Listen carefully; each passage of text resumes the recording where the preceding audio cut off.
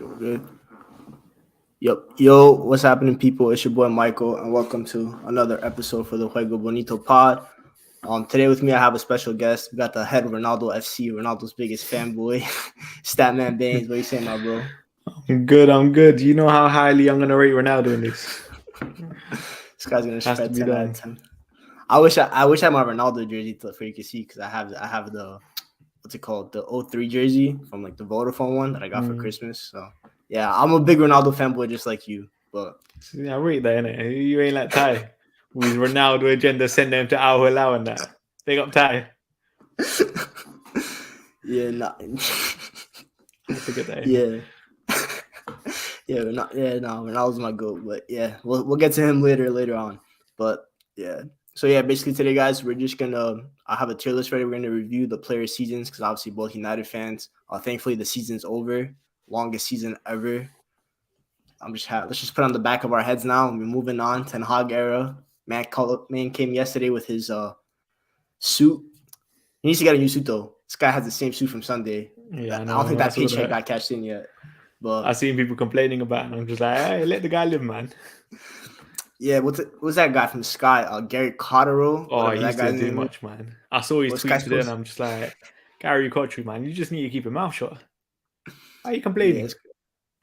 yeah, that guy's weird. But yeah, so we're basically gonna do a tier list. Let me share it real quick. But man, how you doing, my man? I'm good. I'm good. What about you? Oh, good, man. Just bored because there's no football. Well, there's the UCL, but We've got a Nations League coming up as well, innit? international football hype. My country stinks, man. I'm not even excited for it. I'll be honest, I hate international football, but because it's no football, you just have to watch it kind of thing, innit? Bro, yeah, because I'm gonna watch Greece, right? And my best player is a left back. So, like, what is the excitement in that? Like, there's no forwards, there's no midfielders. It's peak, but what can you do? Just watch some players. Can you see the screen? The Yeah. tier list. All right. So the first player, based on the looks of it, is Wan Bissaka. So based on like the tier, like the rankings, 1 out of 10, what would you give him this season? Oh, this is a tough one. I can't lie, because if people want to put in that 0 to 2 category, innit? Is Wan-Bissaka one of them? Can't lie, he might have to be. He might have to be, because under Ralph, he's barely done anything. He started the season shockingly bad.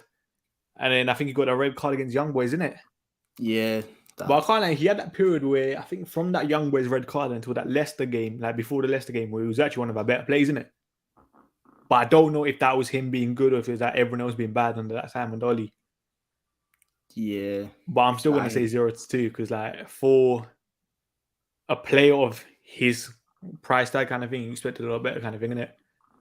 Yeah, I'm agree with you. Speaking of Bissaka, might as well talk about him. He's obviously on a trading block this year on this window. Do you think that we get rid of him? Yeah, I don't think it'll be like a permanent move. I think Palace will probably take him back in it with a loan, maybe with an obligation to buy or something. But it's going to be hard getting rid of half these players, especially on the wages they're on. And if you know how much loss United want to take, kind of thing. Yeah, I agree with you. I say take the loss. Like I said, probably 20 to 30 mil. You could probably get a deal with like Palace, Everton, who are probably like one of the most desperate teams in the Premier League. They need a right back since Seamus Coleman is like 75 years old, so wouldn't be the worst player. But yeah, Wan-Bissaka 0-2. I mean, this guy, the Young Boys game, I remember that because like that was the first UCL game that we had in the campaign, and just that red card was so stupid with that first touch. And I think the only good game I remember of his this year, like legit, was that Watford game, the 0-0. I thought he was pretty good in that game. I think it's the game that you went to. Yeah. Like he was pretty good. I felt like I was frustrated with Wan-Bissaka at times during that game. But I don't know, like, you know when the crowd kind of have a impact on your thinking? Because every single time Wan-Bissaka got the ball, everyone was kind of like, oh, like, they were kind of getting onto him kind of thing. Yeah, I mean, I get their sentiment. This guy's one of the worst players on the ball that we've ever seen. But what can you do? The next one's Garnacho, but he's a youth player, so we're not really gonna talk about that. And that's our guy. That's the boy. But next up is the player I hate the most in this team because I have an agenda against him, like the deepest agenda. Alex Tejas. I'm not even joking. if this guy has FIFA hype over him, because he had that one card like 3 years ago in FIFA where he had like all 90 stats and people thought that he was like one of the best left backs in the world. And I was gassed about him. If you remember that PSG game that he made his debut, this guy was crossing it like Beckham. We were all sold. Mm. And then this year, he's the most unathletic player I've ever seen, like in my life. I I don't know how can't. you I'm feel with you. about him. I'm with you. Like I can't. Like people will hate Bruno Fernandes because of his hero ball. Every single time Alex Telles gets the ball, head down, just boots it forward. He's shocking. Like, and the thing is, the one thing I'm never going to forgive him for Champions League Atletico Madrid. I think we had a free kick or a corner. I can't remember now. Could have whipped Oh, it yeah. in. Can't be the first man. And I'm like, this is the one thing you're known for, and you can't even do that. So yeah, 0-2. Shocking. This guy said I scouted him. Nah, I definitely did not scout him. Nah, man. I think with also Alex says is like people hate Luke Shaw so much, rightfully so, Yeah. because like his intensity levels. But like with Luke Shaw, I've seen ability in him. Like obviously last year when he was one of the better left backs in the world. Obviously the overhype got a little too much with the Roberto Carlos hype and everything. But like I see ability. I see like certain styles. Like he could do the progressive passing. Like Tez, all he could do is cross, and I think his crossing percentage is terrible. And like you say, he can't beat the first man on corners. You have Ronaldo in the box. You don't even your crosses never find him. And yeah, I mean he had that nice goal against Villarreal, but fair enough. Yeah, that was nice to be fair. Yeah, when he got the new trim, maybe that was like a trim tax or something for like the first game. But yeah, what can you say about that? Ahmad also did not play this year, so good for him. He won a trophy though, so he's gonna come back with the trophy that none of these players know. So there you go. Big game. Do you think that he like should have played in the Europa League final? Because I thought that like the manager kind of messed up not playing him at all. I'll be honest, he hasn't really been playing for Rangers like that, innit? So I can kind of understand why. And I remember I watched the game against Celtic when they played each other, and Amman played the first 45, and he really struggled under the pressure, innit, of the crowd and stuff. So I was maybe like, it's still a high pressure game against Frankfurt, tough environment with their crowd and stuff. So I could kind of understand it, but maybe he should have come off the bench and stuff, innit? Yeah, no. I mean, the poor guys lost back-to-back penalty shootouts in the finals, but yeah, he might be cursed. But I think that's a loan move that United probably should have reconsidered because, like you say, I think after that Celtic game, he didn't play for like 2 months. Yeah, which is crazy. But yeah, all right. Next up, not someone's favorite player again, Anthony Elanga, the guy that kind of provided a fresh breath of air in a way. Like I think was it January when the incident happened with number 11, and Elanga came in, had a good little start, scored against Atletico in the UCL, which scored more than any other player. But yeah, what would you rank his season out of 10? I can't lie. For Elanga standards, like Elanga's not an exceptional player, but he's not shockingly bad kind of thing. And I'll kind of just rate it a 5. I think he's just been bang average. No, people put him in a star boy. Well, people want to like claim he's an exceptional talent. He's not. There's nothing special about Elanga in it, but he just does the job. He works more harder than Rashford, and that's all we needed at the time, innit? Tracks a fullback. That's literally it. Yeah, I mean, I think with like young players, everyone wants like them to like be exceptional on the ball, do like the flip flops and everything. But I think like in every squad, you need to have some players like you said that track back, do the dirty work, just like a typical squad player, which is what Elanga is. Which Elanga should be viewed as. But of course, he scored a couple goals, and then people went over the top with him. Of course, he missed the penalty against Middlesbrough. Not that was his fault at all, because we missed like 8 open goals in that game, Bruno Fernandes. But yeah. He's like not the bad player, and he scored in the UCL like in a big moment away from home. Like not many players have the courage to do that. So I think it's kind of like with Elanga, people just need to manage their expectations. He's nothing special. Like if he's starting next year, then I'll kind of be like, "What are we doing?" As a club kind of thing, innit? Yeah. But at the same time, for the odd game here and there, I'm fine with him being in the squad. Would you give him a loan next year, or would you like keep him around the squad? I can't lie now. We actually need bodies in our team, in our squad. If we're losing like 9 or 10 people, I can't lie. I'll probably just keep Elanga. Just at least have a body kind of thing, innit? Yeah. Nah, I hear you. Next 2 players are also on loan, Twanzebe and Brandon Williams. Twanzebe's dead to me. I mean, this guy probably ain't sold, but not that I don't think he has a future at United. Thanks for that game against PSG when I called you Mbappe's dad because he locked up Mbappe and Neymar. That was good times, but regardless of that, I doubt he has a future. Brandon Williams, though, allegedly might have a future because he's coming back and he's kind of like a versatile player in a way. I know some people might hate that. Like he could play left back and right back. I don't watch any He's Norwich just City a games. crap version of Dalot, man. At Yeah, least I don't watch. Dalot's nothing special, but Dalot can play a couple positions in it. Yeah, but yeah, Brandon Williams is another player that's like on the chopping block in a way. He might get sold or loaned out again. Who knows? We're gonna leave the next players for later on because they're bigger players. Let's bring up De Gea. I think you're with me because De Gea is a very controversial figure in the between United fans. I know I saw you comment under Saeed where he's like goat and everything with De Gea. Like there's a side of De Gea fans. I'm in my group chats fighting for my life trying to slay De Gea. Everyone says I despise him. What are your thoughts So on bring me David De Mike Gea? Maignan, man. Like I said this with David here. He's a calm shot stopper, but the rest of his game, there's nothing there. Literally nothing. Like, like there's people like Hugo Lloris, for example, yeah. I wouldn't call him like the best of modern day keepers, but you can kind of see he's trying it and he's kind of evolving kind of thing. With David here, we see nothing of it. He's literally the same David De Gea that we bought, and that's what I criticize him for. And you kind of just have to move on. I listen to the best keeper, one of the best keepers in the world in my eyes. He can do everything. We can't just praise David De Gea for saving shots because there's so many other times this guy puts us in trouble, kind of thing. And people don't really, or De Gea fanboys don't really see that kind of thing. Yeah, no, I agree with you. Like, I think with like goalkeepers, like people say like phenomenal shot stopper, which I guess maybe I still don't think he's that good 1v1 in my opinion. Because like when you look, I saw a clip over all the goals we conceded this year. His 1v1, like this guy turns his head halfway and like opens up, leaves like you see a whole Alisson. angle. Alisson's incredible with that. Yeah, and like we're known for goalkeeper heritage, like Van der Sar, Peter Schmeichel, even Tim Howard. Not Tim Howard. Shout out to my American Tim Howard, but even De Gea before like the last couple of years, like he's good. One thing I called De Gea was a mid-table keeper, like where he's at his best when he gets peppered with shots. Yeah. We want to establish ourselves as a top team again. And as a top team, you don't face that many shots against you typically if you want to be that. So you need to have high levels of concentration, which is like with Alisson, that guy's just like always concentrated. Ederson isn't the best. Like I agree with people because I say the head can kick the ball and people say, "Oh, would you rather want Ederson?" And I'm like, no, I don't rate Ederson either because that guy couldn't save a shot to save his life. But like I just want a decent keeper. Like I think you said Mike Maignan, that's my dream target. I think he's the second best goalkeeper in the world personally because what he did with Lille last year, winning the league on, and then this year won the Serie A with them, best goalkeeper again.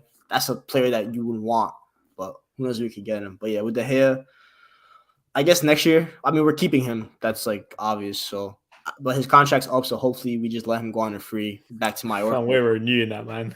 I know we're renewing it. That's when I'm gonna fall to my knees and crumble and pain because this guy's. Man, the thing is, we don't even have to buy expensive keeper. Just go buy that Robert Sanchez or something, man. Yeah, David nice, Ray. well-rounded keeper. That's it. Yeah, man. It's not that. Like Simon, like if the Gea was on lower wages, I wouldn't even be that mad. But that guy's getting paid 400 bags a week, and he's like, what do you bring to the table? And people saying captain material. That guy's not captain material because every time he gets touched in the box, he falls down. Like if you remember the Arsenal goal that ESR scored, like Fred tapped him on his toe, and this guy fell down right away. So. Yeah, with De Gea. So what would you rate his season out of 10? I still say probably that 5 to 6 in it, just because he saved a lot of shots. And I think he's like pole shot XG minus goals conceded is like +7 or something, or +9. I can't remember now.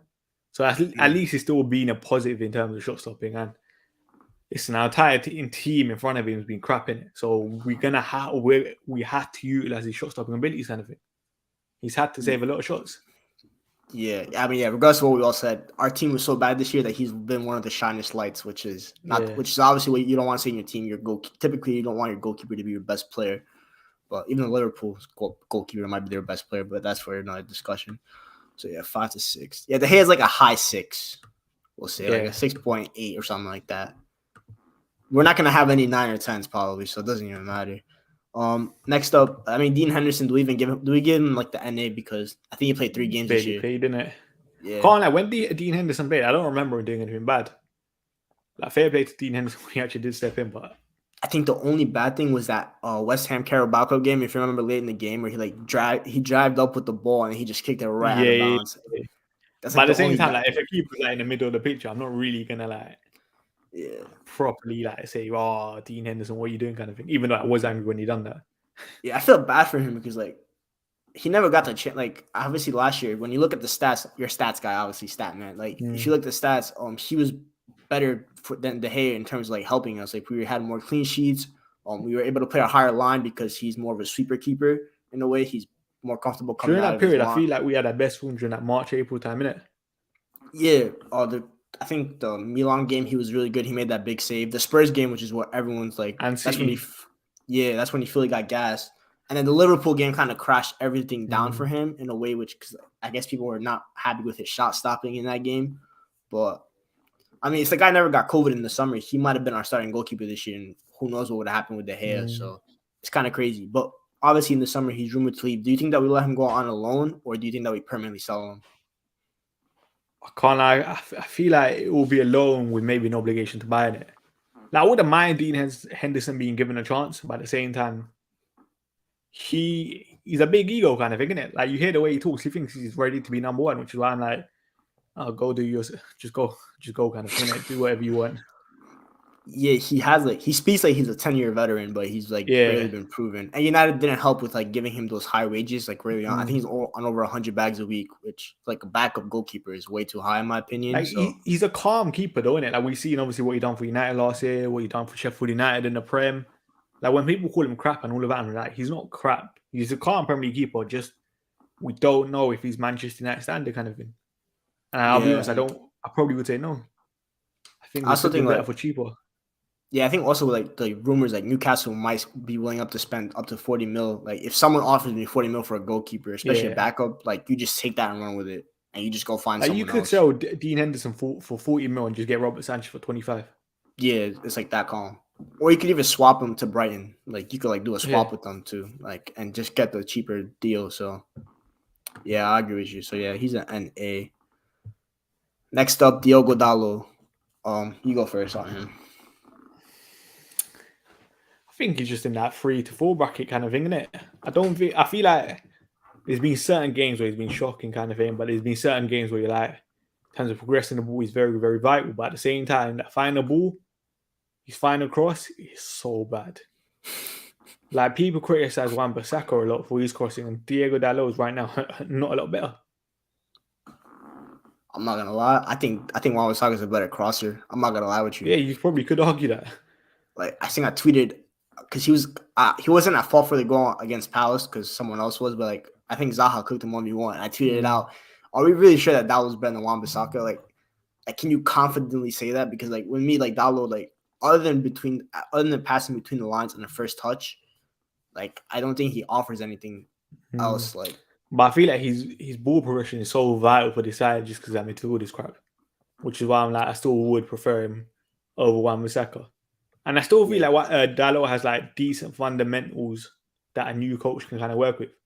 Like we're seeing the teams that Dalot's been linked with. Like he hasn't been linked to like bums and stuff, like decent sides. So I'm like, there's a player in there, and he's still relatively young. Let's see what Ten Hag could do with. yeah. I think the funny thing enough with him was like people were so excited with him, like his attacking sense. But I think he might actually be better defensively because like his positioning is not that bad. Like early on, it wasn't that bad. Later towards the season, it got a little worse, but that's because our whole defense got worse. But like, I think was it that Brentford game where he won like 8 headers or something? I was like, Yeah, I was really impressed with him. And like the big like Wan-Bissaka, like defensively, yeah, he's a beast 1v1. Not that many players can cook him, but he could easily get caught out in terms of positioning. Like the yeah. City The game rest was of his defensive game is not great.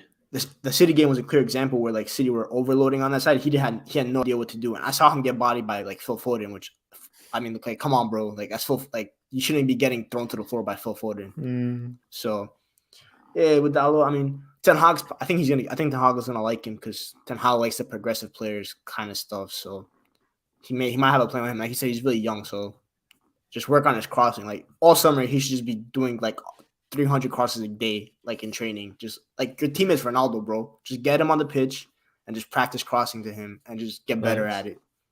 And stop shooting outside the box. I hate when fullbacks do that. That pisses me off. It's like a pet peeve of mine. So Listen, he done it once against PSG, got that pen and got gassed. I think that's why he keeps doing it. He thinks he's gonna get more handballs. Like Kempembe's not a center back anymore, bro. It's not happening. But yeah. So thanks for that, I guess with Dallo. Good times. Next up, Mr. Uruguay farmer, Edison Cavani. I'll start with him. I mean, this guy's a disgrace. I'm not gonna lie. This guy's a disgrace. This guy was spending more time farming his cucumbers and tomatoes in Uruguay than he spent on the pitch because, like, Did he even play 10 games this year? Like, I'm not even sure about that. Nah, I think he has in it, but he's just been crap. Like, I don't like. I think he scored 2 goals. I can't remember which games he scored in. Like, I think with the Newcastle game is the only one Tottenham. that. Oh yeah, Tottenham with the Ronaldo. Okay, yeah, and then the Newcastle game he scored the equalizer. But yeah, it's just like I get. I think the reason he re-signed obviously was because I think Ole promised him game time and like the starting spot, and then obviously that kind of all changed when Ronaldo came in because obviously Ronaldo's gonna start ahead of him. But I think the biggest problem with that was like that we don't let him leave in January. I think we should just let him go. But I don't I know if think you we were agree kind with of that. weak in terms of bodies in it, which is why we kind of had to keep him. But then Cavani kind of just took the piss. Yeah, this guy just said, "I'm gonna go farm. I'm gonna go do my stuff." And I mean, Can't for me, stand the guy, man. he's a 0 out of 2 for me because like 0 to 2 because he didn't really offer anything. I can't Yeah, I'll put him in that as well. just like good riddance in my opinion. Like I mean, thanks last year. Like last year he was good because he scored clutch goals, but I can't add an agenda against him last year as well, you know. I can't. Like, you know that summer we were meant to sign Sancho, innit? Like, oh yeah, that okay, was yeah. it with that summer. And I was like, okay, Sancho's going to get the 7. And then this guy got it. I'm like, I don't rate you for that. Because he was offered to every single big club in Europe, yeah, and we were the only ones silly enough to pay like £10 million agent fees and stuff. I know, yeah. I think his agent has said like 6 months earlier before we signed him, bro, he'd only go to United for money. Yeah. And then this guy yells like Tarzan, and people get gassed about him. Like, because I remember when I went to a Yeah, watch that's along, another thing I hate as well. How much fans love him. I went to a Or top watch Brits. along. I went to a watch along in March for like some United Spurs thing, and then like when he came on, I'm like, this guy started cheering for him. I'm like, bro, this guy hasn't played in like 3 months, and you're gonna cheer for him. And like, not to say like not to bring up Martial or anything, but like this guy gets booed or something like all the time. And like what has Cavani done to get cheered? Like he yells, that's cool, man. But like he's also taking the piss out of the club. So, Facts. but that's whatever, man. He's going to like Spain, I think, or something, or I Boca couldn't care less Juniors. where he goes. I just don't want to see this guy's face. And he better not ever score against us because that will rattle me so much. He's gonna celebrate too, you know. He's gonna Of do course like he the whole will, man. Tarzan yell. The little archery thing. Yeah, this guy thinks he's Robin Hood or something. I don't know. Donny Van de Beek, another player that went on loan. I guess he'd go like under the NA as well. Never played under him, but let's talk about him a little because obviously this guy's probably the happiest person in Manchester because Ten Hag's here. So he probably was waiting at the airport for Ten Hag to hug him or anything. But he's excited, I'm sure. Do you see like a big future for him next year, like under Ten Hag? Yeah, I said it before, and like Ten Hag likes to buy players that he's kind of used to, kind of thing, innit? Or worked with before. And if you're a new manager coming into a new country, you're gonna want someone that you're comfortable with, and that's Donny Van de Beek because Donny Van de Beek's worked with him before. So I think he definitely has a future. Whether he's in I the think 10 or the 8 is a different story. I think with Van de Beek, like I know obviously I love like what he's good at with like the one touch and everything. I know what he's really good at, but like I have doubts about him in the Premier League, like where he can play in the Premier League. Obviously with Ten Hag, that kind of changes everything because he's gonna be playing in a tailor-made system for him that he's very comfortable with. So like he's gonna have a position outlined for him. Like under Ole, like I always say he couldn't play the 10 because Ole's number 10 needed to be like a Bruno, like a dynamo, like he A needed risk to like taker kind of thing. yeah. And then the number 6, we didn't have balance enough for him to play the number 6 because he'll get cooked in transition. And then we didn't play with the 8. So it was just a missed profile from United again, which is really typical in the last 10 years. But hopefully, obviously, that changes. So it'll be interesting with Ten Hag where he like plays. Where do you think he's gonna play? Like the 10 or the 6? So I think it's gonna be hard getting rid of Bruno Fernandes straight away, innit? So I think he'll probably play a bit deeper, and Bruno kind of being the 10 for now. Mm-hmm. Yeah, I think especially like depending on the midfielders we sign, because like if we signed like the pure 6, then I could see like in the pivot because I think Ten Hag used to do that with Lisandro Martinez for like a year, and then or Edson Alvarez, and then next to was Van de Beek, so we could see something like that in a way. So yeah, it'll be interesting. I'm just mad that he didn't go to Palace like alone. I wish he went there, but I know with his girl, like the location was like an issue, which sucks. But at least he doesn't have a relegation on his CV, so it's good for him, I guess. So we left with something in it. Yeah, we left with something. Next up, Eric Bailly. I think he's been like 5 NA again. Like this guy's barely played. He had a good game against Atalanta. in the Champions League, and then he scored the own goal against Man City 3 days later, which kind of summarizes Eric Bailly's career at Man United. One game good, one game bad. And then injured. Yeah, then injured, and he's gonna get sold. That's like a guarantee, I guess. Yeah, I mean, I don't know why he signed the contract last year. That still makes no sense to me why he signed that, but yeah, I don't know where he'll go. But he's obviously not gonna be here, so goodbye to him, I guess. Thanks for the funny memories though, because that guy is hilarious to see play. I still remember that spin he did against Chelsea, like in their own box. That was hilarious. Yeah. After I not think he playing done for one 8 against months. Mo Salah as well, wasn't it? Yeah, Was it Mane? Might have He's been a character, man. He's a character. Yeah, the locker room will miss him because like he's hilarious. Like I remember watching the locker room vids of him and Zlatan. Like those were hilarious. When he kicks that, and yeah, those are good vibes players. So we'll see. Ethan Laird obviously was on loan again.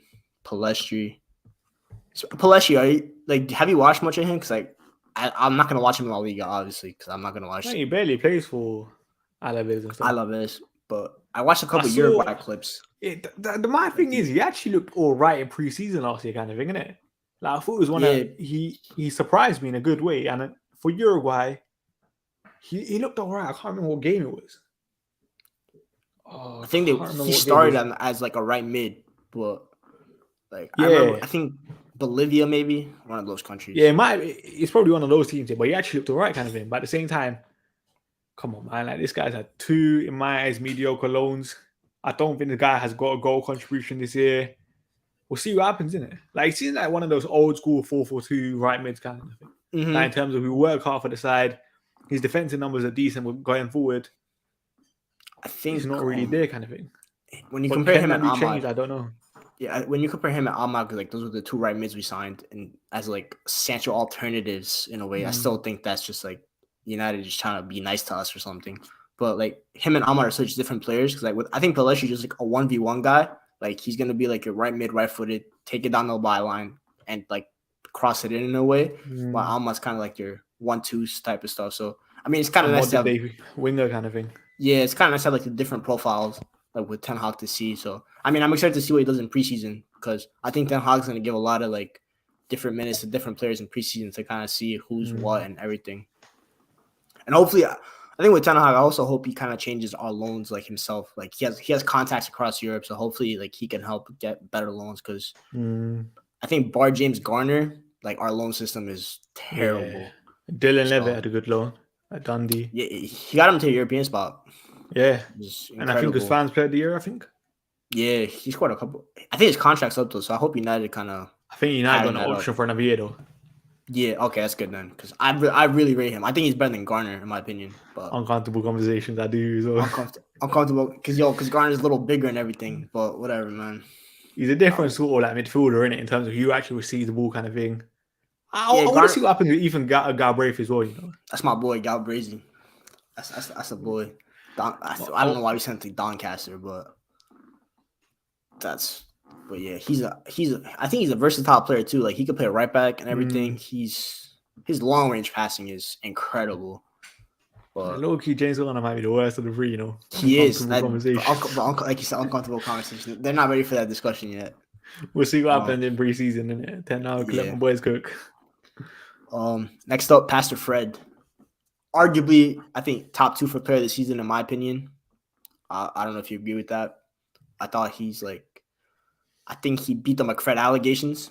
Yeah. Like, he's more clear of that guy. I didn't want to mention his name, but, like, I think under Ralph, when I wrote the article about players that are going to, like, thrive under Ralph, I put Fred number 1 because I'm like, I think Ralph's going to have – I think Fred's, like, the kind of player where you need to coach him. Like, he's – like, you need to give him a position. Like if you've seen Brazil, like the guy starts over Fabinho for Brazil, which is really good. He's the starter for like one of the top 3 nations in the world, and like he's not like a scrub either. Like he doesn't get carried. Like he performs really well. So like when you outline him as a number 8, I think he's like another uncomfortable conversation. I think he's better than Conte in 2022. That's another uncomfortable conversation. Conte is shocking, man. But my Chelsea boy was here. He agreed with me because he hates Conte. He has an agenda against Conte. But yeah, with Fred, like if you give him the 8 spot, he really cooks.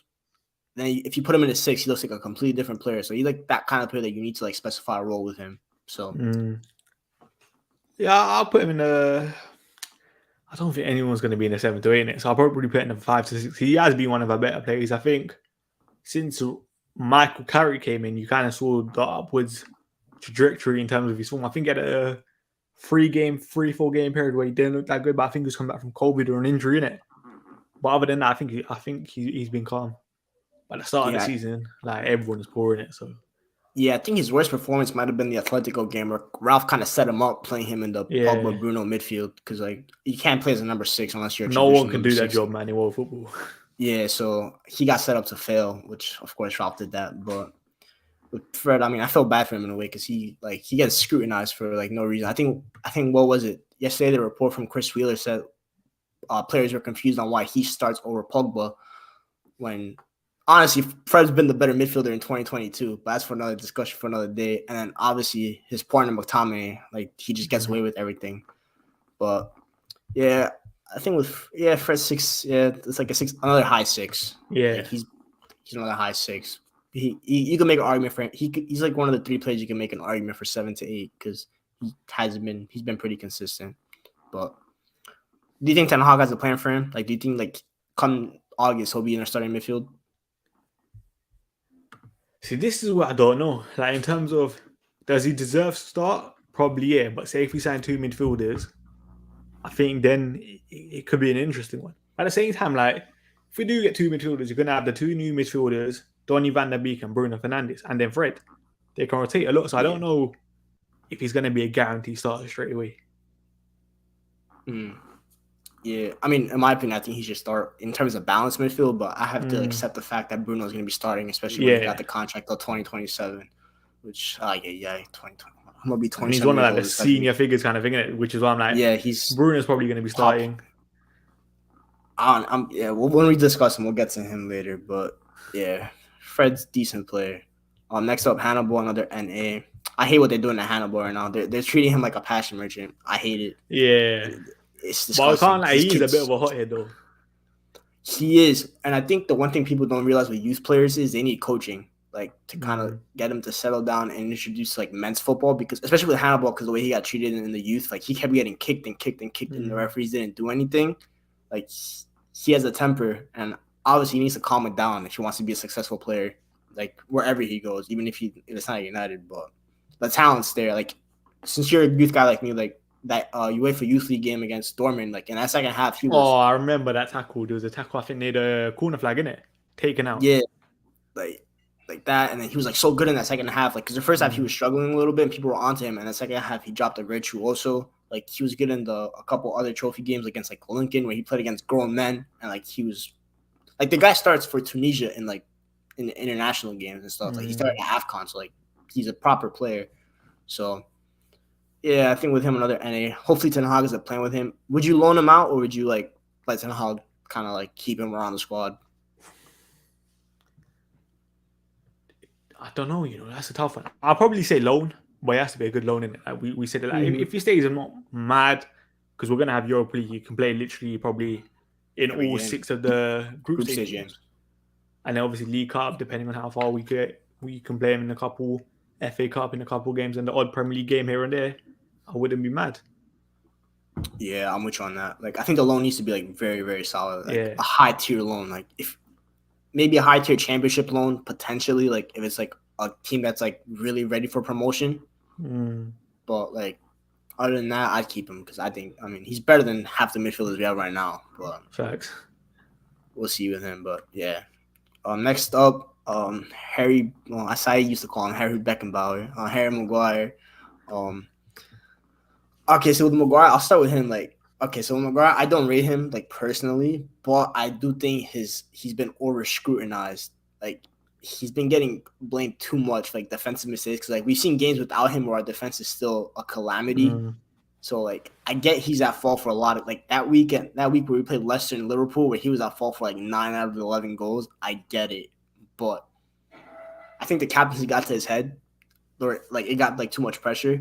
So obviously, I think he's gonna get stripped of it. That's like the first thing. I think he's getting stripped of it. I think it's going to CR7 in my opinion. I hope at least. I hope it's not going to De Gea, but we'll see I think with Maguire, obviously he's getting a 0 out of 2 because he's been atrocious this season. So regardless of that, like it's been atrocious. And like I think it was a shame because like last year, like agendas aside, like he was decent last year, like especially that late run into this like from like January on when we were pushing for the title.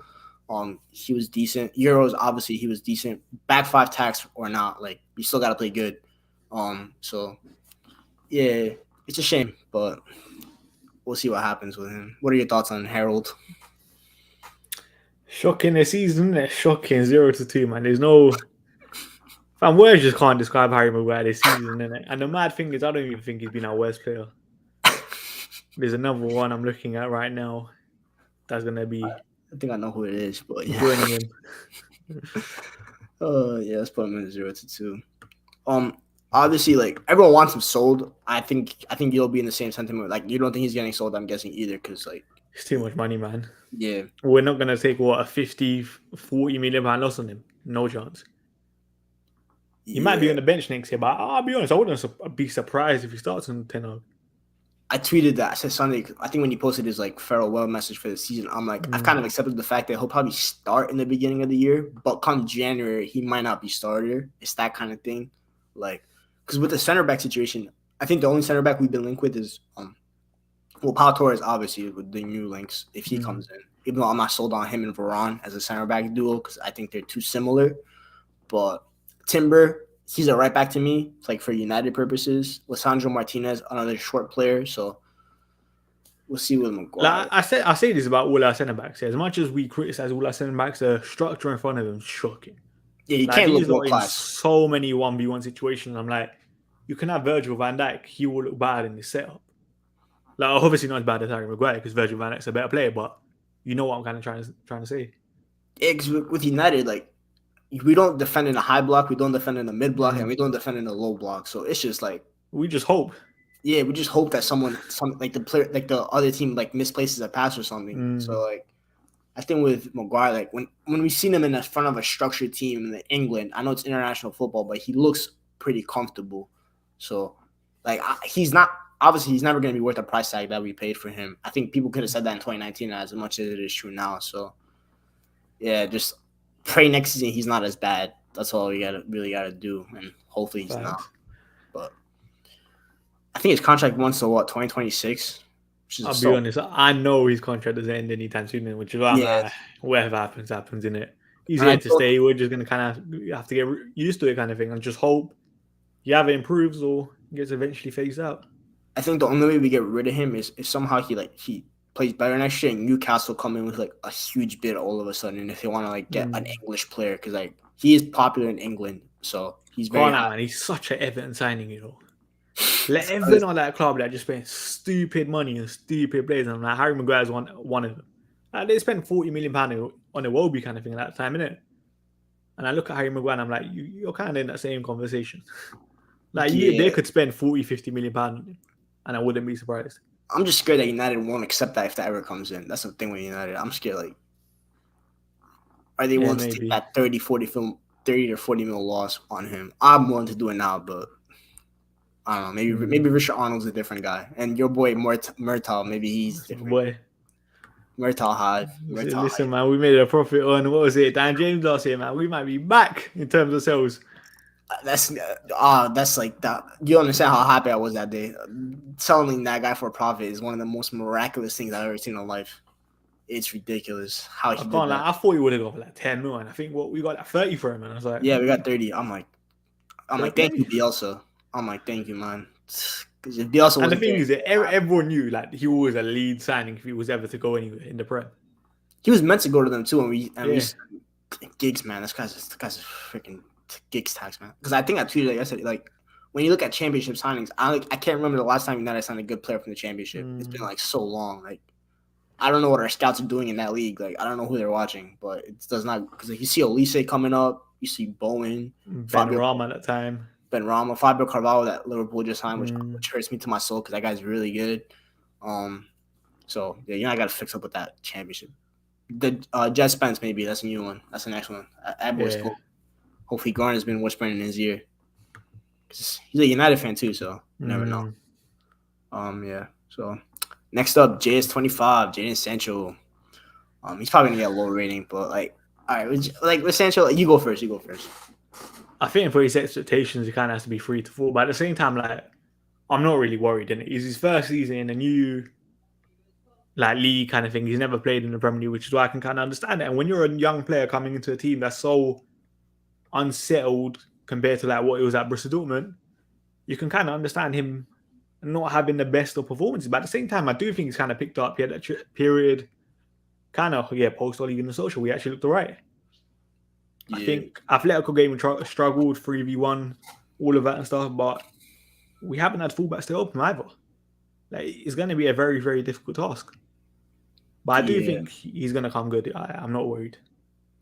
Yeah, I mean, I think Sancho, like, alongside Pogba, might be the representation of United misprofiling players. I think I remember when Ole said, like, he's a fast, direct winger that's going to get us goals. We tried making him like Rashford, and I'm like, no. Like, bro, like, Sancho, like, he's a beautiful player, a wonderful player, but that guy is not fast. Like, he doesn't have that burst of acceleration, except maybe sometimes in transition. He's, like, giving goal-type player, 1-2s, which Ten Hag will get the best out of him because Ten Hag will cater that system around him. So I think we saw a couple, like you said, the good period. I think it was post only like the January, February period where he kind of like scored a couple goals. He looked electric off the left because, again, United thought he was a right winger. He's a left winger. It was so obvious to see, man. Like I still don't think he's a winger in general. I think he's like a like inverted midfielder in a way, like as an 8. That a 3-man midfielder, that's it. He's an 8. Yeah, the tactical. You see it. I'm dipping into the tactical bag right here. Like, he's that like Bernardo Silva in a way, but not as like aggressive. You see, I remember I said it once in it, and I was getting cooked in the chat. And I'm like, that's probably the next transition in football. You know, wingers become. Yeah, I was in that stream. I think I tweeted. I commented like I was like, that's like that's the new evolution in football. Like, wingers are gonna be like because you see like Neymar do it, you saw Messi do it. Like they never claimed it as that, but that's kind of like the next evolution. Like those kind of players, because he's not quick enough to be a winger, especially in the Prem. Because in the Prem, your wingers need to be direct, no doubt about it. So, yeah, I think with Ten Hag might actually use him. Like, he's gonna be starting off the left, but he'll be like drifting inside and like a left 8 while the left back kind of pushes up. So, which we need to get of course get a quick left back for that. Maybe Alvaro Fernandez, the boy. Or Cucurella. If United sign Cucurella, that's signing of the season. That's my boy. I think City are in for him though. I think Chelsea have been into him as well. I can't. As soon as City are linked to the club, I'm like, here, we might as well just give up in terms of. I hate that club. Our chances. Yeah, but I think with Sancho, like, I mean, I think Cam said it too. Like, I think always that first year, I think everyone kind of expected him to struggle because like we didn't know what his role was gonna be. Like, it's always hard to like go right away. I think he came into preseason unfit as well, so like it was always gonna be a slow start with him. So I know people are onto him about GA, which I get it because like he's a $70 million signing. You want the GA and stuff, but yeah, like you said, he'll come good. Like, the guy's too talented to not be good. Like, he's got the Neymar seal of approval. Like, that's like top 2 seal approvals in the world. So yeah, we'll play with him. Next up we got Jesse Lingard, the guy that should have left in August but stick around for Ronaldo selfies. Don't blame him, man. I'll do that as well. Jesse. I can't lie. You know what? At the start of the season when Jesse was actually coming off the bench, he was actually making an impact. Like the Villarreal game, the West Ham game. Like, he wasn't too bad, but then he barely played in it kind of thing. Yeah, I think it's just one of those. I think obviously United should let him go in January. I still don't know whatever happened with that was with like Ralph and everything. But I mean, with him, like, do you give him an A or do you give him like a 0 out of 2? Because like. No, I'd just say an A, man. I don't think he's played enough. Yeah. I remember obviously the big controversy, like after the Brentford game. Like, what were your thoughts on like him not getting that goodbye from United? I can't. I think he should have got a goodbye. Like, if we bring on Edison Cavani, then you're kind of just mocking it at that point. Like, at least Jesse's won a trophy, scored vital goals for us, innit? Which is on like Ralph is just taking a piss at that point. Cavani getting on the pitch, I'll be mad. Yeah. I mean, I always like Lingard. Obviously, he went through that rough patch personally, like in the 18-19 season, like 19-20, which is fair enough. But like the Arsenal moments where he's dancing on that pitch, that's amazing. Obviously, the Crystal Palace game where he scored that winner in the final, like the mad thing is, I think Jesse's actually one of our better footballers at the club. Yeah, like, I think Rio Ferdinand said it before in terms of that 1-2 touch, he can play in that side kind of thing, innit? Like, he's very, very good in that kind of aspect. Yeah, especially when he's locked in, like which he was like a few seasons ago, and at West Ham when he was locked in, like trying to prove his point, like prove himself, like he's a good footballer. I don't think he's a starter for a title winning team, but like as a squad player, like he had a role, and like he's a type of And player there's certain games when I'm like, you can trust him. When I think we beat Chelsea 4-0 at the start of the season, I think he was the one that kind of was closer to Jorginho that game. I think he was in it. One of Chelsea's midfielders kind of making it harder for them to play out. And I'm like, that's a role that you can utilize Jesse. Certain games, or even like the bigger games on transition, he's not too bad kind of thing. If you wanted to do a job in front of like a Jorginho, in front of a Rodri, stopping him trying to play, he's not too bad at it. I think it was that City game that season, 1920 season, where we went to Etihad and we beat them 2-1. That first half when we were just playing purely transition, like he was doing the one touch to Martial, Rashford, Daniel James. Like his spatial awareness is incredible. Like he knows where to. He's a better big game player than Bruno. Yeah, exactly, and like especially like you would rather have Jesse starting than Bruno, especially in like big games because we don't. Because in big games recently, like in like last 5 to 6 years, we haven't had the ball as much. Like that's the type of player that you need to just like keep the ball ticking, especially when you like need to hold it up because Bruno's rugby kicking it back to Lisbon. So yeah, it's a shame with Lingard. It's a shame that like it ended like that. I wish it like ended on a better note, but this isn't the first time United have like let older like Romero the year before, isn't it?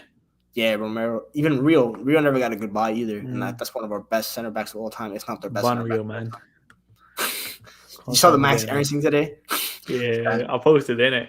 I was like, as soon as I saw it, I'm like, there's no way this makes sense. And Rio definitely has something to play with it because I knew Godfrey and Rio had that link in it. Yeah. So that's what I was like. Let me go search this up. What's Max Aronson's agency? Came up with Rio, and I'm like, what an idiot. His punt. That's whatever, man. And I saw him do like a mattress advert for one of United sponsors a couple weeks ago, innit? At Old Trafford and stuff. As soon as I saw that, I'm like, this guy is not serious, man. There's a reason why this guy got Donny van der Beek on his channel. It's because he has links with the club. Yeah, and he's just trying to like kind of. I can't stand the guy, man. I love Rio as a player, but like, I'm glad United never gave him like a leadership position because I don't think he'd be good at it. Like I think Hullet came out and said it a couple of weeks ago. These ex-legends are the biggest downfall. Like they're not helping this club at all. Gary Neville, same thing. The way this guy pushes for Harry Kane is incredible. Oh, Jesus Christ, Gary! No. And I'm not saying Harry Kane's a bad player, by the way. It's just like we know why you're doing it, kind of thing. And same thing with now Max Aarons. We know why you're doing it. Like these lot, like literally have a script on that show. Like we freestyle it, kind of thing, innit? These lot fully have a script, and I'm like, you definitely said to Stephen House and mentioned Max Aarons now, kind of continue the convo. Yeah, no, Gary Neville's another player, but not another guy. But yeah, I just hate. Like, just take them all off. Like, even with Wayne Rooney, when they brought him on, like, Sky Sports, like, this guy was saying about McTominay and Lingard and stuff. I personally don't think he believes that, but I'm sure they told him to say that because he wants to be linked with United in the future. Obviously, he's, like, manager. I'm sure. But the mad thing is, I know Wayne Rooney, Wayne Rooney a couple weeks ago before that was criticizing Rashford. So I'm like, you kind of do know, but like... with Rashford, I get why he like trying to be nice to him because he also played with Rashford, so like a couple years, so he probably like had a good relationship with him. But he never played with McTominay. He has no ties to that guy. So no, but the thing is, I think like Roy Keane said it the other day when he was like, "I'm trying to do like we're trying to be helpful to like Maguire or something like nice PR and stuff." Yeah, Roy Keane don't pull his punches. That's one thing I like about him sometimes. You know what's happening, man. Like these legends just have like a bit like interest, like they support United or supposedly support United for the wrong reasons, kind of thinking it right now. It's because they can benefit financially. With Real, like one time he said on his channel, he's like, after he retired, he didn't want United to be successful for like the first 2 to 3 seasons. I'm like, that's kind of crazy to say on a platform. Like you don't want the club that you like support to like be successful because you don't want it to look like that. Oh, it wasn't me that was like part of like their success. Like it was just the club. So yeah. Next up, we got Luke Shaw. I think he's a 0-2, especially based off the season he had last year, where he like looked at maybe he's ready to be consistent for United, and then all went downhill again. That's Luke Shaw for you, man. He's at best left back. He's actually a very, very calm fullback on his day, where it's kind of like on your day. You can't have a 30-game run, or like there's no. He's not gonna have like 30 games out of 30 where he actually plays good. That's Luke Shaw for you. Fitness-wise, shocking. Injury record, like, it's frustrating. But there's a footballer in there, which is why I'm like, it's so frustrating. It's terrible. I think I said his best position is like left center back. Like if Yeah. like the I guess like as a progressive like left center back, 'cause, like he doesn't want to run.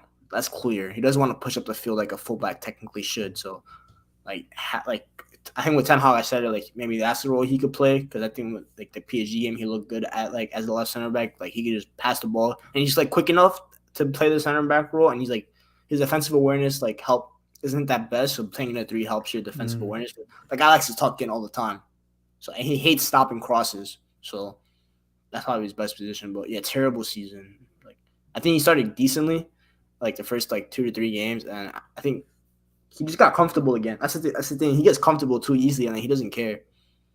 Like you need to motivate him to like, always play good, and I don't like that. I think with the athletes, like, you should be already self motivated. So, which is something a lot of United players lack. So, yeah, that's another 0 out of 2. Next up, Marcus Rashford. I'm guessing that was the other player that you said is going to be the worst player of the season. Yep, 0. Absolute disgrace this season. Not helping the fullbacks out, walking on the pitch. I don't know, man. Like, I'm not even mad at this guy going forward, innit? Because I'm like, okay, you can kind of have a bad period where you're not the best going forward, innit? But at least just do the basics, and you're not even doing the basics. If I'm seeing a footballer walk on the pitch and not helping the fullback out, I'm losing it. And that's kind of be me with Rashford. Because I see like people like Jared Bowen. I remember I watched West Ham versus Watford a couple months ago, and West Ham were 3-0 up, and I think Jared Bowen got a goal and an assist at that point. And I'm like, there's no reason for you to work. You've done your job, but you're still working for the side. Rashford, you nothing on the pitch going forward, and then you can't help back defensively. You're being displaced by Elanga. Elanga's nothing special. Elanga's doing nothing good in terms of he's not doing anything phenomenal on the pitch. He's just tracking back, and you're telling me you can't do that. Yeah, I think what was it, the Southampton game? Like that's the cost us the goal.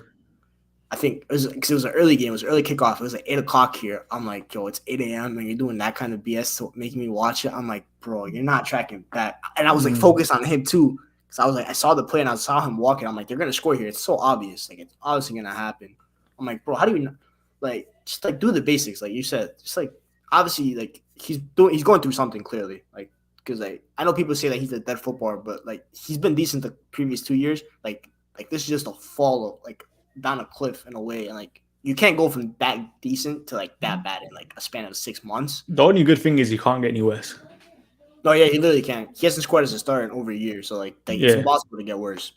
So obviously, like I said, that guy needs. I think I did a TikTok on like this guy needs to go like Barbados, Turks and Caicos, like go on vacation, clear that head. I think he's coming to the U.S. to do like warm training or something like that. Probably go to Miami. It's like just clear your head, man, and it's like. Next year's a new year. He's not gonna get sold. That's not gonna happen. He's a key asset for Man United, especially because off the pitch, like his presence in England is so huge. So he's obviously not gonna get sold. But obviously, I hope United don't give him a new contract either, because he needs to prove himself now. It's kind of like he's back to being like a 16-year-old again, where he needs to prove himself. Like he's falling down that pecking order again. So new manager, and of course, so we'll see. I have confidence that Ten Hag can get something out of him. I don't know if he'll reach like those 19-20 levels again, but just like make him a competent footballer again. That's the only hope I have. I think Rashford just needs to accept what he is in terms of he's a squad player now, if you want to stay here. Yeah. That's pretty much it. Like I think with him it's like it's not even training. Like he needs to watch tape. Like I think 2 players I said was Mane and Sterling, because like those are kind of similar profiles in a way. Like especially when they play on the right wing, because I think the left wing Rashford needs to give up that hope of left wing.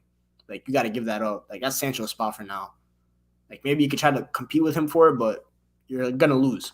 So, and he could play on the right. It's just he doesn't want to, and that's what pisses me off. Like I've seen like the ability. Like he has a decent cross on him. He needs to stop knuckleballing it too much. Yeah, he's a decent cross on him. Like last year we saw. Look at Zidane, bro. This guy hates what to tell. Bontelas, man. I hate that guy. Yeah. With Rashford, like he could. If you remember the Arsenal game that we won 3-2, like where he got the assist to Ronaldo with like the cutback, like that's what I want from Rashford. We play on the right, just cut down the byline. You're quick enough still. I know he's lost maybe a couple yards of pace, but just cut down the byline and play it across. Just simple football. But with Rashford, I don't know. We'll see.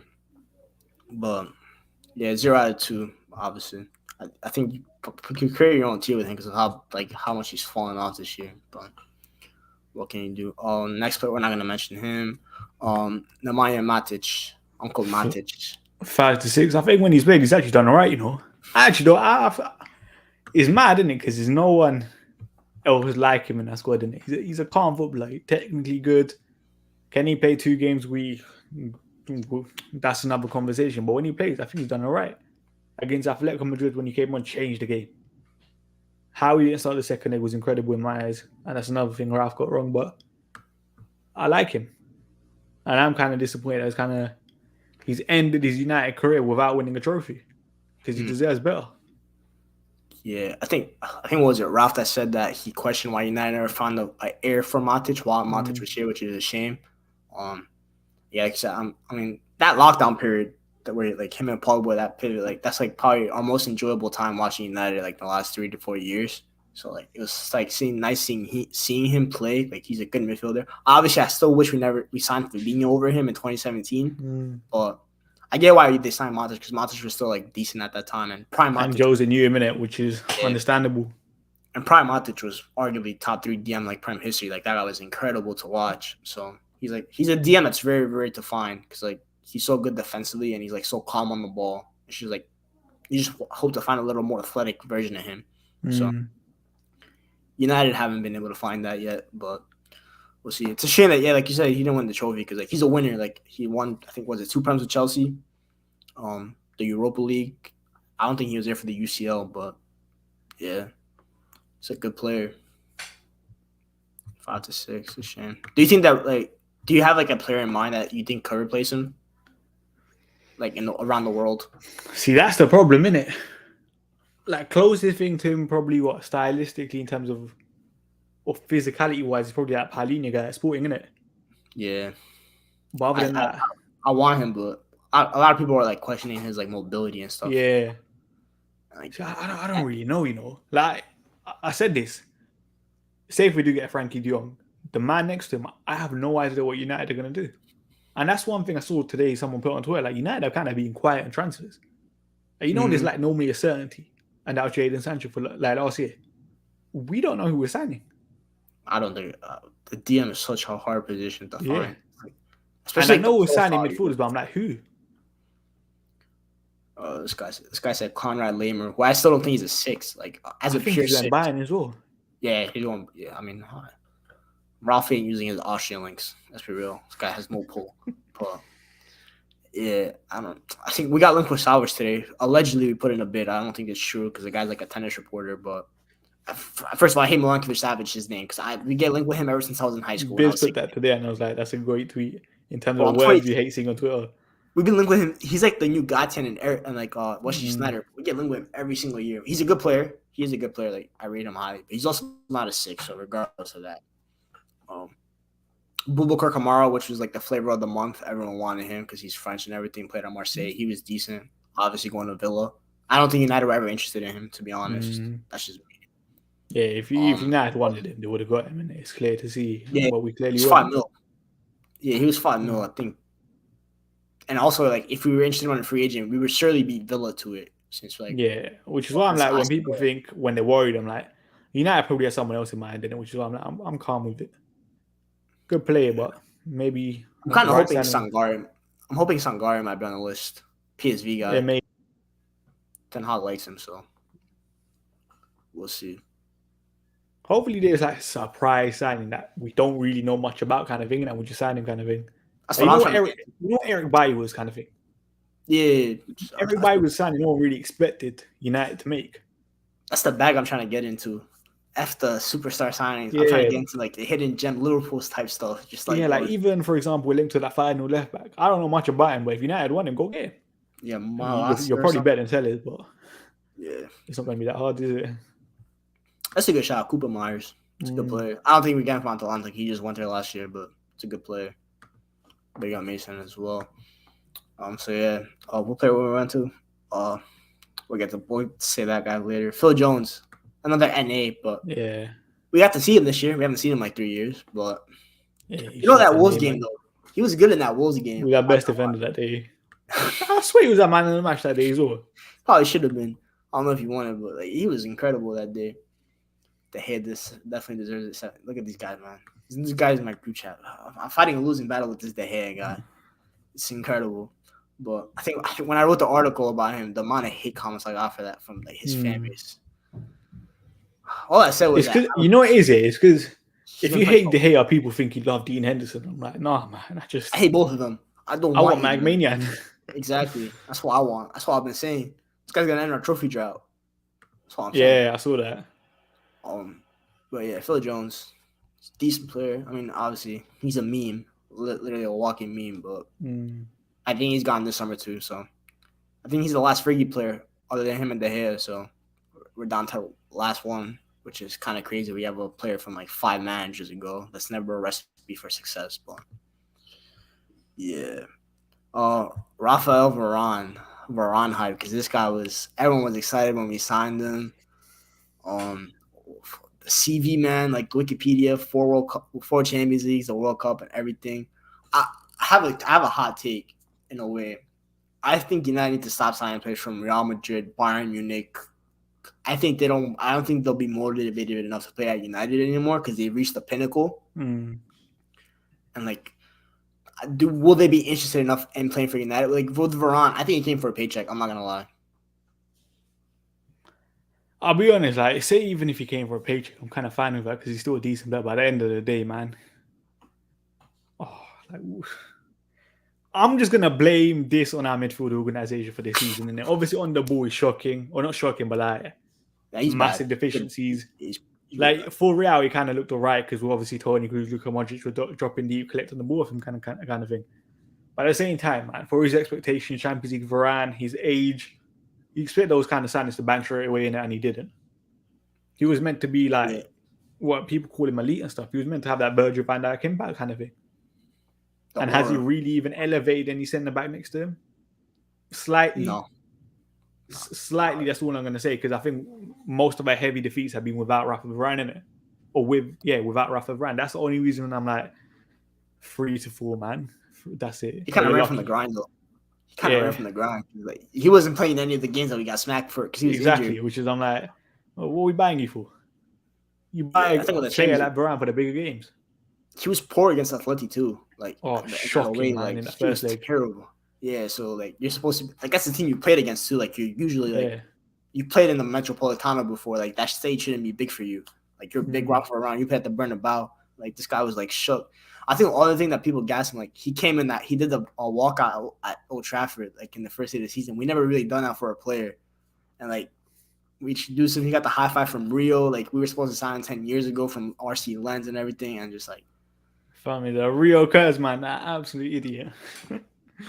Yeah, so like 3 out of 4. I mean, yeah, I guess. I mean, he needs to step up next year though. Like, I need to see like Rafa Varane levels again. Like, we're gonna assume that we have a better structure. So, like, there's no excuse. Like, it has to be a 7 to 8 next season kind of thing, innit? Yeah. Otherwise, I'll be honest, I'll worry for his United future because on the ball he's not the best. If he's terrible next year, we gotta like cash out on him. Like, try to pay that another big club comes in for him or something. Because PSG, Mbappe, do your thing. Yeah, somewhere because Madrid not coming back for him. Once Madrid let you go, they ain't coming back for you. Next up, Mr. Casper the Ghost, Scott McTominay. He's a 0 out of 2 right away because I hate that guy. It's just he deserves a negative number, but just terrible. Praise him for keeping fit. I think when Varane first came in, he actually looked right in that 6-role kind of thing, innit? Obviously, I'm not saying he was exceptional, but like for his standards kind of thing, innit? At the same time, man, we know he's not good enough. If he's starting next year, I'm crying. If he's starting, we failed as a football club. We failed as an institution because, like, I know he has some decent attributes. Like, he's a decent driver of the ball. Maybe you could say he's got a good strike on him because he used to play like as a 10, I think, in the academy. But I mean, first 10 is I think Insta name, innit? Yeah, I think honestly, if he was coming through the academy now, he wouldn't be even at United because I think the academy has 100 million times better midfielders than they used to have back then. But like this guy hides from the ball, like, and it's like there's video evidence of him hiding from the ball. It's not something that we make up as fans. Like, you know what is it? You know, as soon as like for example, like fan channels don't say it, and like one of those big unbiased channels like Tifa, for example, say it.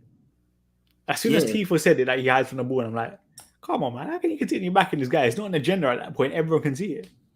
like people say captain material. I mean, I kind of get where they're coming from because like, in terms of mentality, maybe he has that, and like he's a vocal person. I get like he shouts like after goals and stuff, but to be a captain, you also have to be like a decent footballer. No offense to him, like you have to be decent. Like people compare it to Jordan Henderson. Like I've seen Jordan Henderson do like good stuff.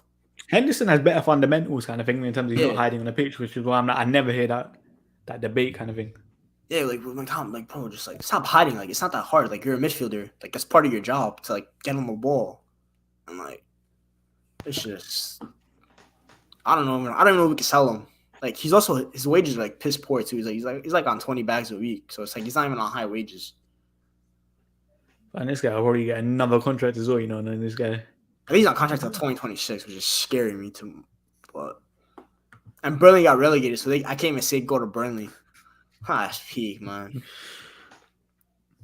Shola Chong, no. Tom he didn't play. All right, next up, Victor Lindelof. I think he's been. I think towards the end of the season, he obviously dropped off massively in it, but I'll probably say he's been probably our best centre back this season overall.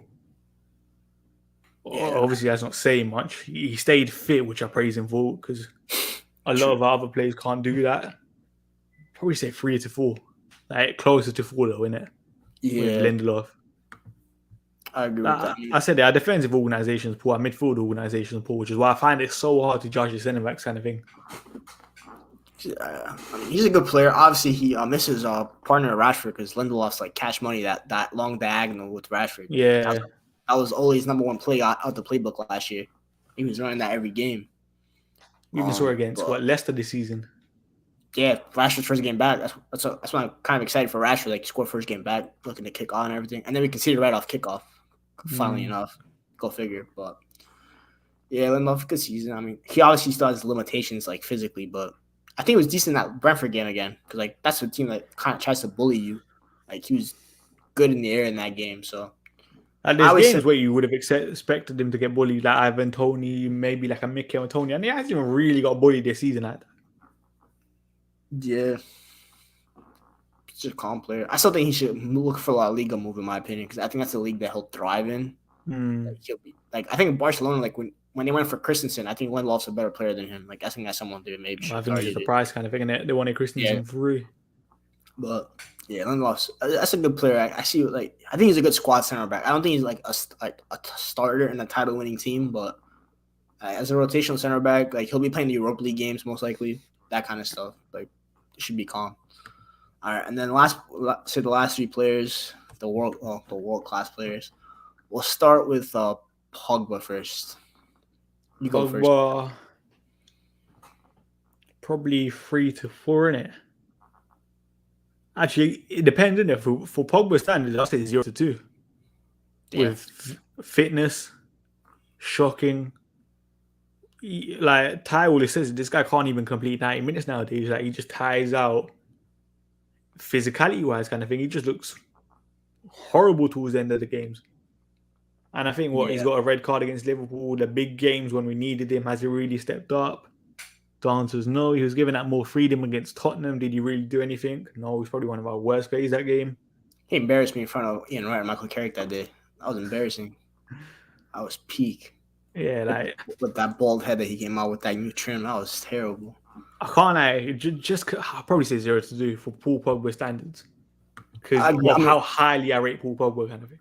Especially based on like how he started the season too. Like he had the 7 assists in like 4 games and stuff. Like the 4 assists opening day, and the assist a week after, and then the Newcastle. Paul Pogba's he's supposed to be one of the best midfielders in the world, isn't it?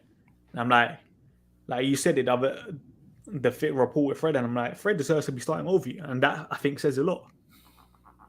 Yeah. Like if Fred is out from Bruno Fernandes and Paul Pogba, come on, man, you don't need to fix up. Yeah, I think also like he came back way unfit from that injury. Like I think part of the reason was like the club didn't let him do his own like recovery because he usually likes to recover away from Manchester. He likes to go to like Dubai. He likes to come to America to train.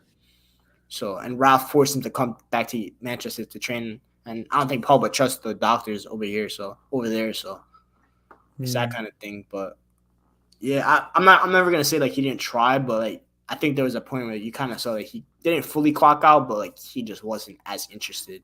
But the thing is, I always say, man, there's no point if you're a player. Yeah, no, Why risk getting injured before a big move in it? yeah. Not even a big move. Like, it's still obviously he's not getting a better contract at Juve, but it's still like He's over 200,000 man a week kind of thing. Isn't it? He's low-key downgrading, but yeah, that's for I don't know who gives him his financial career advice. It's terrible, but that's just letting go back to Juve, man. I've had enough of that Paul Pogba, so I'll be honest. Yeah, no, I was just saying, like, I love him as a player. Like, he's a great player, and like, obviously, United failed him more than he failed us. But I got tired at some point. Every other day was like a new article about whether he stays or goes. I'm like, and you know when the fan base just hate him, I'm like, just leave, man. Like, yeah, bro. Like, it's just tiring defending Paul Pogba every single time from half these people, and I'm like, I can't be asked. I'm just glad he didn't go City because that would have been another long time. Yeah. So at least with Juve, not that I mean, like most like his haters aren't gonna go watch Juve versus Empoli, so we don't have to worry about them like criticizing him on those type of games. So yeah, it's just a sad way the way it ended, especially like how we started in the summer we had. Next up, Bruno Fernandes. He's getting a 0 out of 2 as well because he's horrific. I would say 3 out of 4 just because he stays fit. Fairs. I guess that's a fair point. But at the same time, if it's 0 out of 2, I don't mind because, like, what the fan base said, he could win a Ballon d'Or last year. Is him staying fit even a positive? Like, because like no, I hate it. But I can't lie. We have no one else in it. Yeah, true. I think his numbers are not terrible. Like, I think he's at 10 non-penalty goals and stuff in the league, which is more than last year.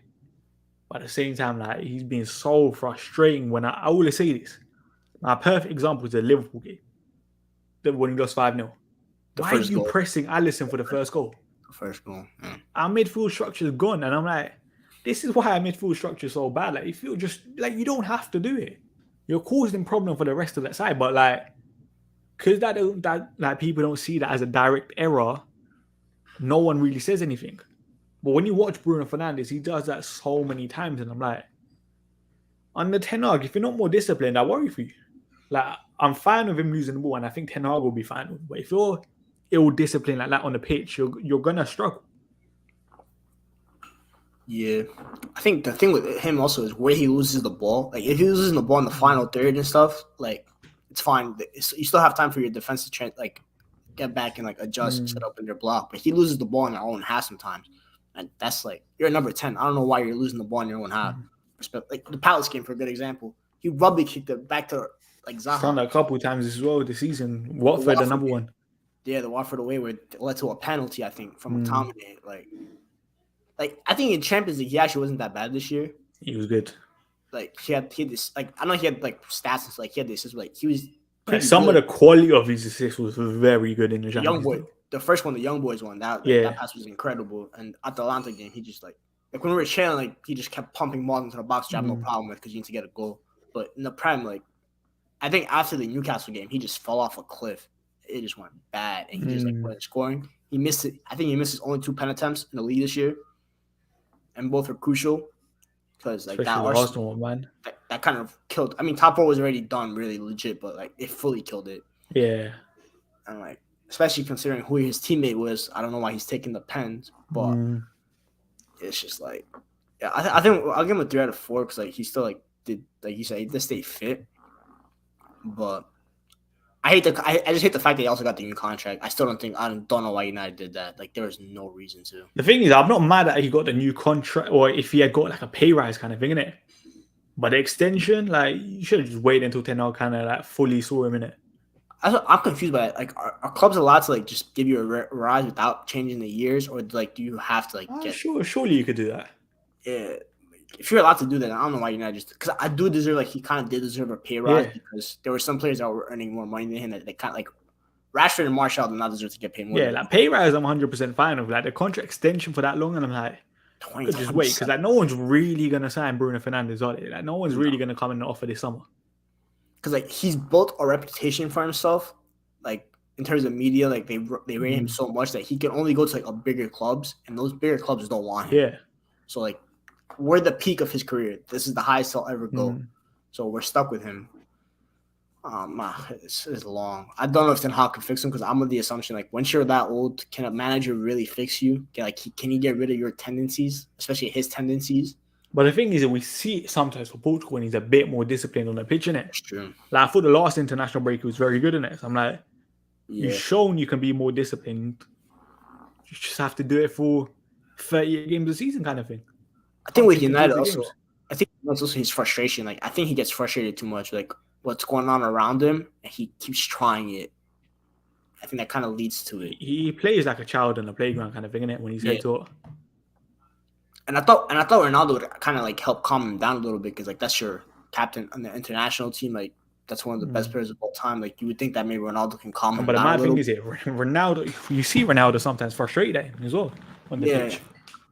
I mean, I don't think Ronaldo really knew who he was like a couple years ago. That's just me though.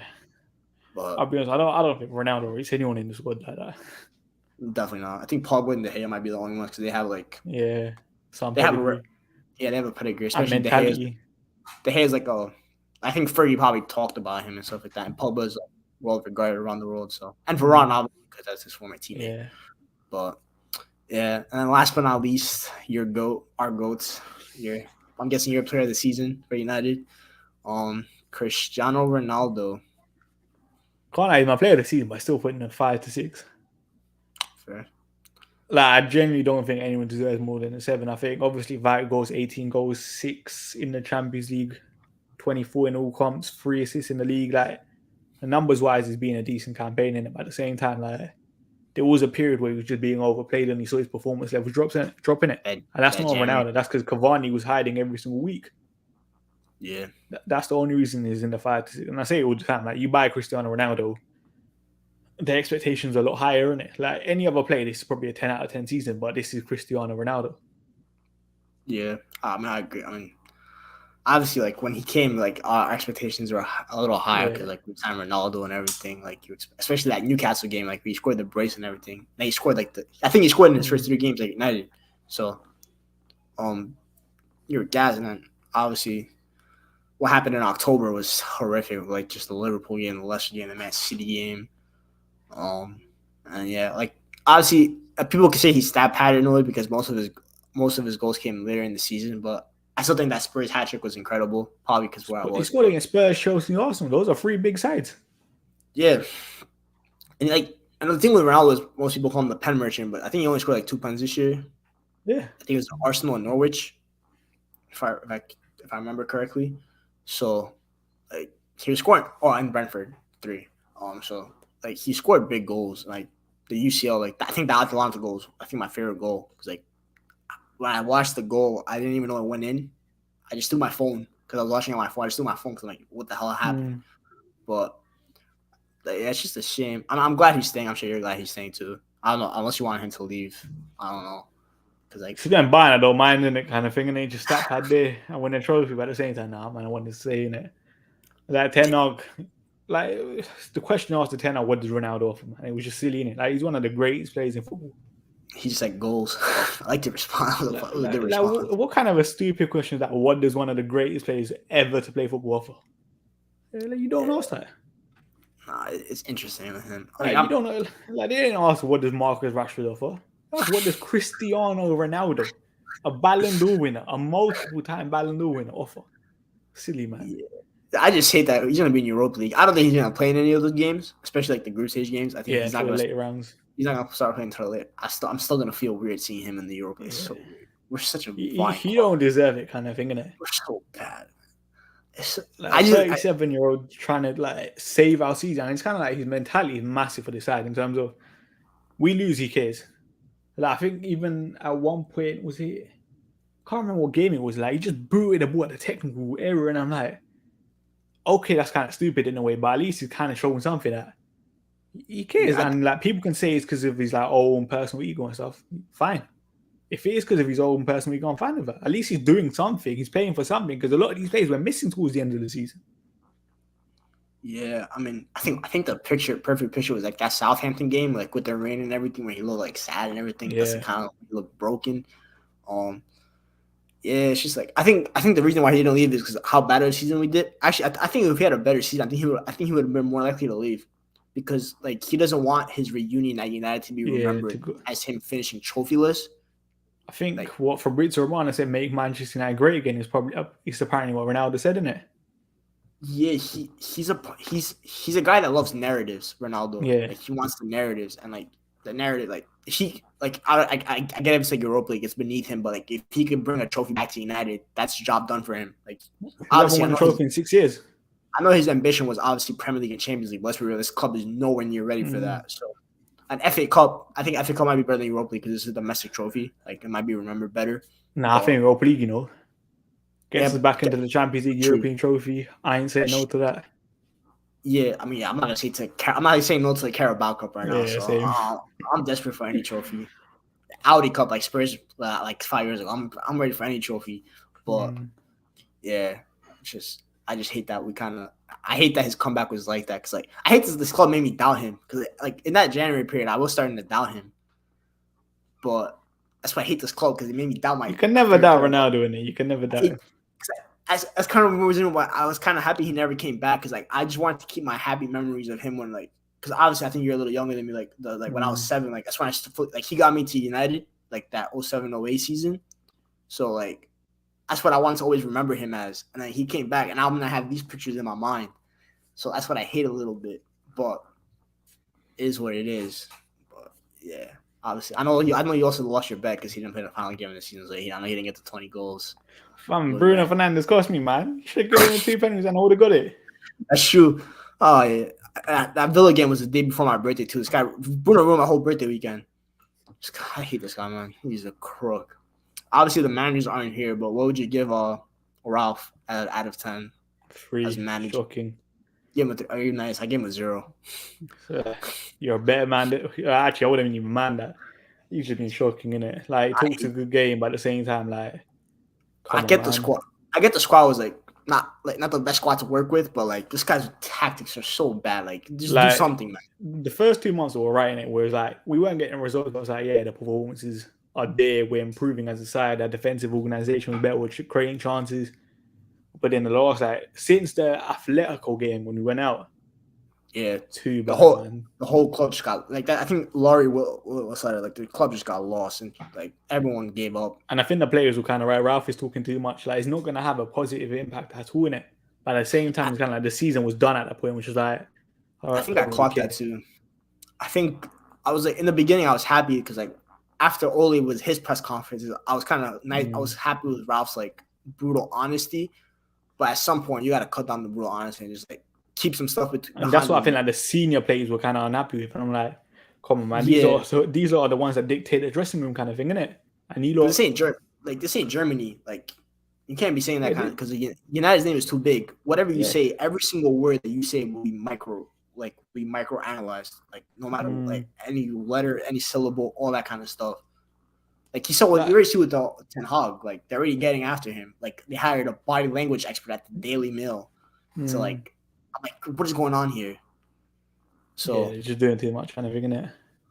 Yeah, and then also Ralph, like this guy's going to manage Asha. Yeah, he's staying as a consultant. Like, just like let him pick one. Like, why is he here?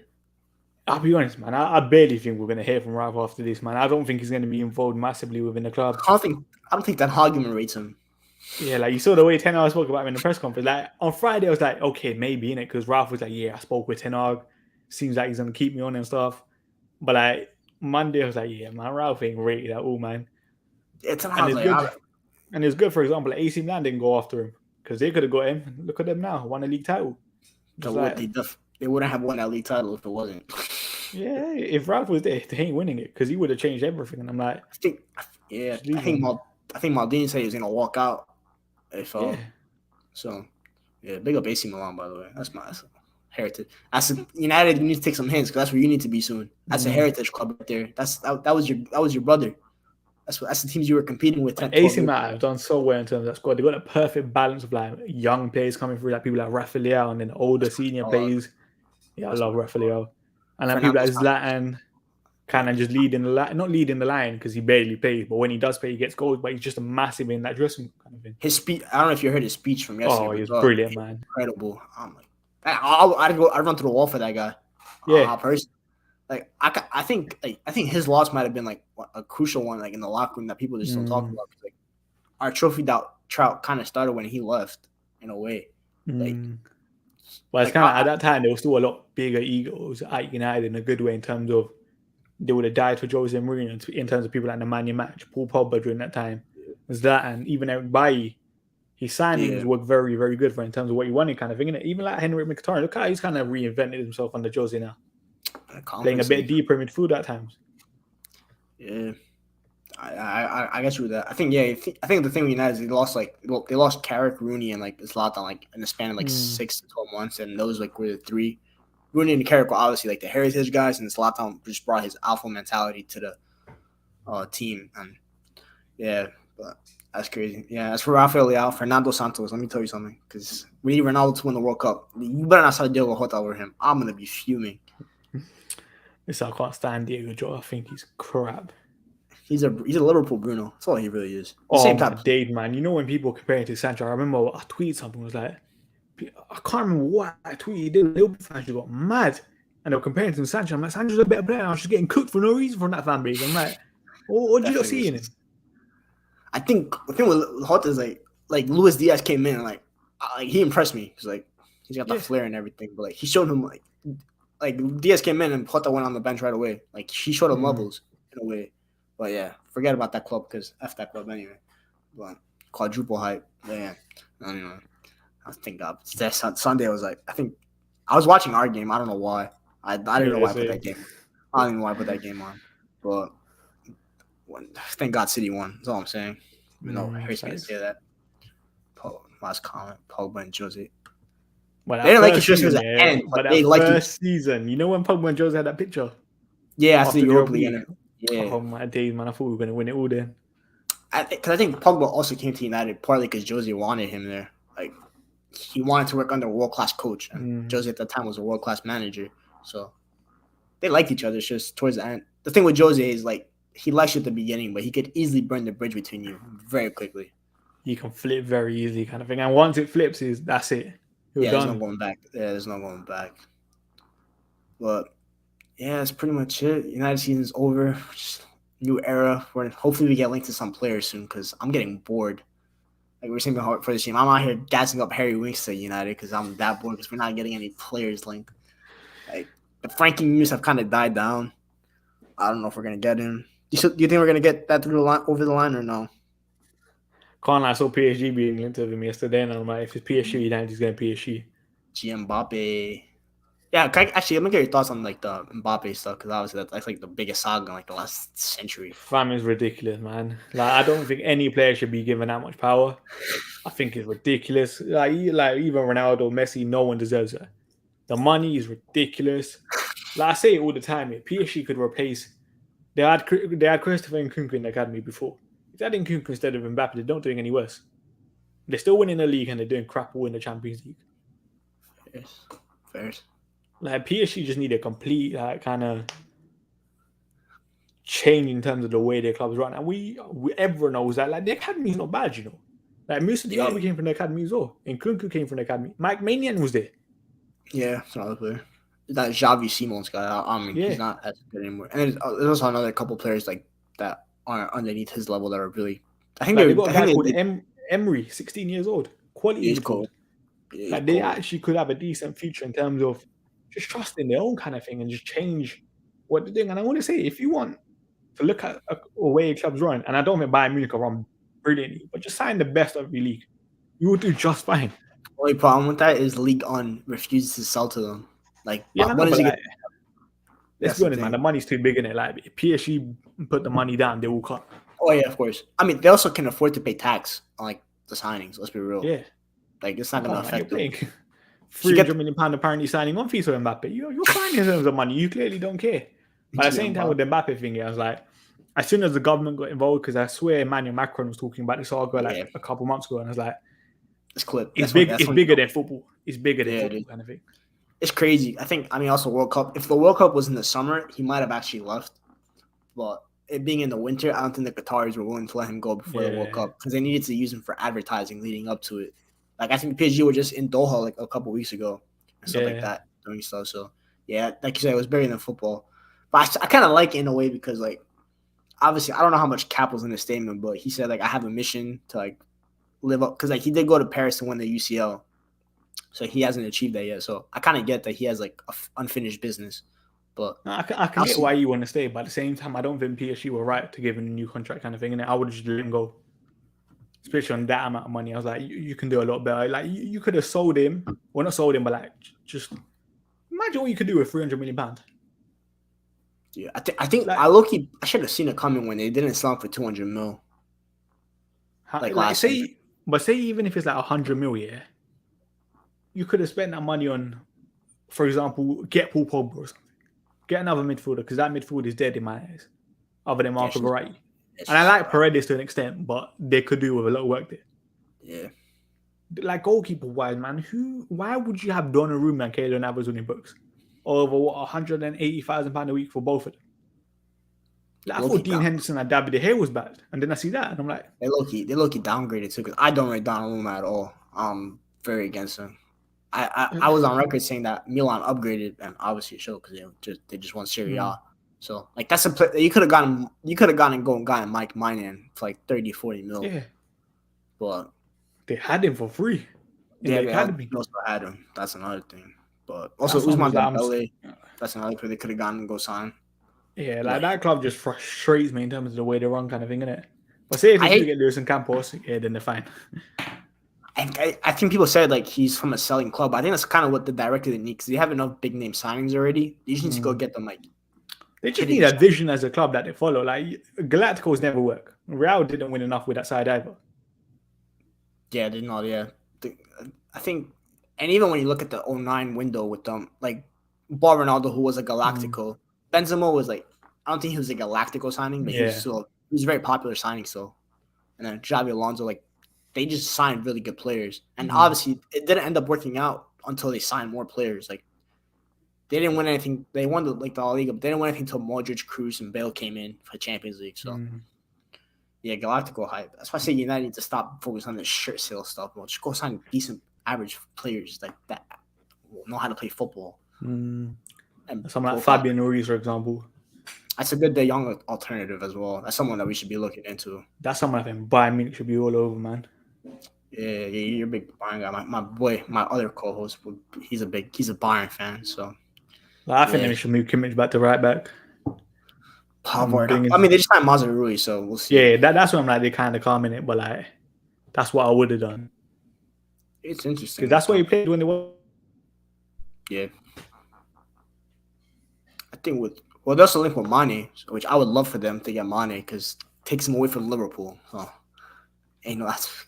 Yeah, I know, but I can't like you see you can take a player away from Liverpool and they still be fine. Their recruitment's incredible. I know, I know with the Chouameni who confirmed to go to Madrid for anyone listening still, like, which is amazing, which is good.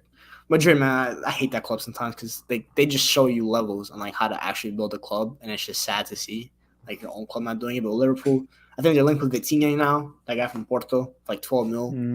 Like I know Chouameni's a better player, but I'm sure Klopp can turn Vitinha into like the next best Portuguese midfielder of all time. So that guy will do wonders. But yeah, that's pretty much it. Thanks for anyone that tuned in. Statman, you could plug your socials first. Just Statman Bains on Insta, Twitter, Twitch, and YouTube. Thanks for having me. Yeah. Make sure you guys follow him. For me, make sure stop sharing the screen. For me, make sure you follow me on my Twitter right there. I'm Michael_Grace26 for daily tweets where I just tweet about random stuff all day. I'm sure since Statman follows me, I'm sure he sees like I just waffle sometimes on Twitter. I tweet different sports too because basketball season's still going on and stuff. And I follow the pod Twitter at Juego Pod. I'm gonna try to tweet more on there. I just focus more on my own Twitter account for now. Make sure you follow the United Journal for United news and articles. I just wrote my new one on the strikers, which was very hard to write because United are not linked with any good strikers. It is dead. I did write Scamacca because I know you rate him, and like that's my ideal target, but the Italians don't want to leave Serie A. It's like against their religion or something. I don't know.